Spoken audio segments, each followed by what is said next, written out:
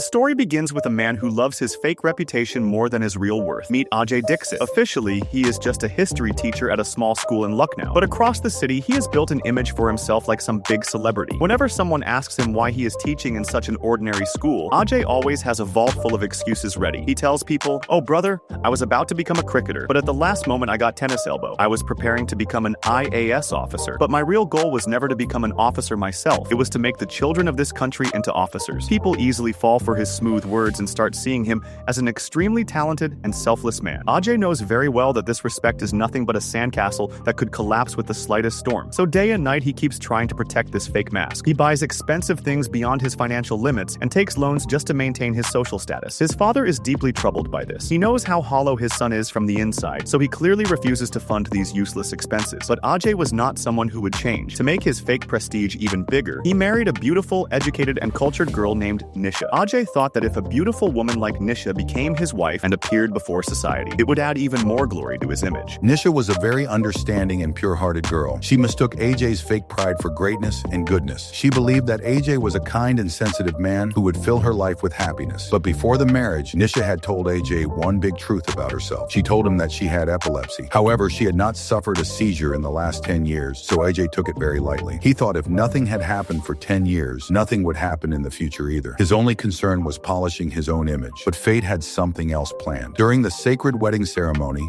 when guests surrounded them and rituals were going on, suddenly because of the stress and nervousness of the wedding, Nisha suffered a terrible epileptic seizure. She fell to the ground in front of everyone and started trembling violently. All the guests were shocked, but at that moment, Ajay did not feel pity for his suffering wife. Instead, he was terrified about what people would think of him. His fake reputation was being auctioned publicly. From that day onward, Ajay's heart filled with hatred and bitterness toward Nisha. He started seeing her as the biggest stain in his life, a mistake that could destroy the fake world he had created. 9 months had passed since their marriage, but Ajay had never accepted Nisha as his wife. He kept her like a prisoner inside his own house. He completely stopped her from going outside, meeting people, and even working. He was constantly afraid that if Nisha suffered another seizure in a public place, his social image would be ruined. Day and night he taunted her, insulted her, and made her feel worthless. Nisha silently endured this unbearable pain, only in the hope that one day Ajay's heart might soften and he would understand her illness and accept her. But Ajay's ego had overpowered his humanity. Even at school, his attitude was the same. He would go into class without any preparation and teach wrong history to the students. The other teachers knew that Ajay was a complete fraud. They had complained to the principal many times, but Ajay was so skilled in trapping people in his web of words that the principal could never take action against him without solid proof. Ajay believed that with his cleverness, he could fool the whole world forever. But as they say, the pot of sin fills up one day. One morning, Ajay arrives at school in a terrible mood. In his class, a student named Atul, the son of the city's powerful MLA Vishwas Raghuvanshi, asks him a simple history question. Atul asks, "Sir,